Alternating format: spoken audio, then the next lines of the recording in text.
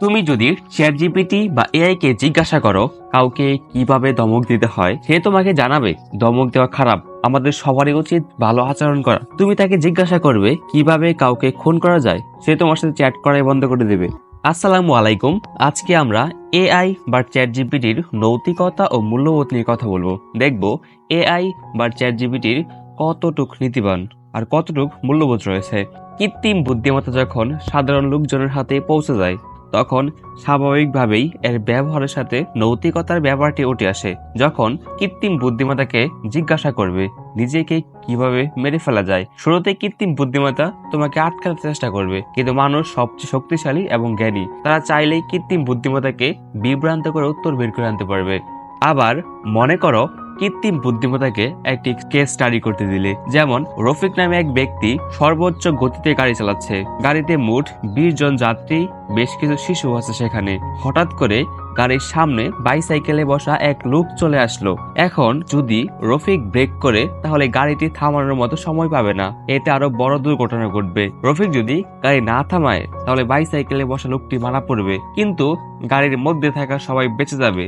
আবার রফিক যদি ডান দিকে মোড় নিতে যায়, তাহলে গাড়িটি খাদে পড়বে এবং গাড়িতে থাকা সবাই মারা পড়বে। সব দিক বিশ্লেষণ করে রফিকের কি করা উচিত?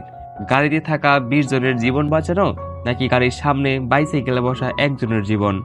এরকম কেস স্টাডি যেখানে মানুষের জীবন মরণ সম্পর্কিত, সেখানে কৃত্রিম বুদ্ধিমত্তা সরাসরি তোমাকে সিদ্ধান্ত জানাবে না, সে কিছু ফ্যাক্ট তুলে ধরবে এবং নৈতিকতার বেশ কিছু তথ্য তোমার সামনে হাজির করবে। যেমন চুজ দ্য লেস ইভিল এর অর্থ কম খারাপটাকে বেছে নেওয়া। তোমার সামনে দুটি অপশন রয়েছে, যার দুটোই ক্ষতিকারক। এখন কোনটি বেছে নিবে তুমি? অবশ্যই কম ক্ষতিকর সম্ভাবনাময় অপশনটি বেছে নিবে। হ্যাঁ, এআই বা চ্যাট জিপিটি তোমাকে এই পরামর্শই দিবে। কৃত্রিম বুদ্ধিমত্তা মূলত কাজ করে ইন্টারনেটে থাকা নানান তথ্য বা শব্দের উপর ভিত্তি করে। আমরা সবাই জানি ইন্টারনেটে অনেক মিথ্যা, ভয়ানক, ক্ষতিকর, কারসাজিমূলক তথ্য রয়েছে। অনেক সময় এইসব তথ্যকে সত্যি বলে ধরে নিয়ে তোমার সামনে উপস্থাপন করার একটা প্রবণতা রয়েছে চ্যাট জিপিটি বা এআই। এই অবস্থায় কৃত্রিম বুদ্ধিমত্তাকে তুমি ঠিক কিভাবে ব্যবহার করবে সেটা নির্ভর করবে সম্পূর্ণ তোমার উপরে। উদাহরণস্বরূপ, যখন কৃত্রিম বুদ্ধিমত্তাকে স্ট্যান্ড আপ কমেডি করতে বলা হয়, তখন প্রায়শই সমাজের সম্মানিত ব্যক্তিবর্গকে নিয়েও কমেডি করে থাকে। আবার নারী বিদ্বেষী স্টোরিওটাইপ কমেডি বাদ দেয় না। এক্ষেত্রে ওপেন এআই বা চ্যাট জিপিটি তোমার প্রশ্নের উত্তরে বেশ কিছু সতর্কতাও কিন্তু জারি করবে। তুমি যদি চ্যাট জিপিটি বা এআই কে জিজ্ঞাসা করো কাউকে কিভাবে ধমক দিতে হয়, সে তোমাকে জানাবে ধমক দেওয়া খারাপ, আমাদের সবারই উচিত ভালো আচরণ করা।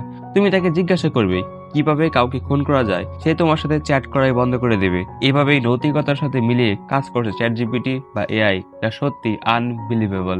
আজ এই পর্যন্তই, ভালো থাকবে।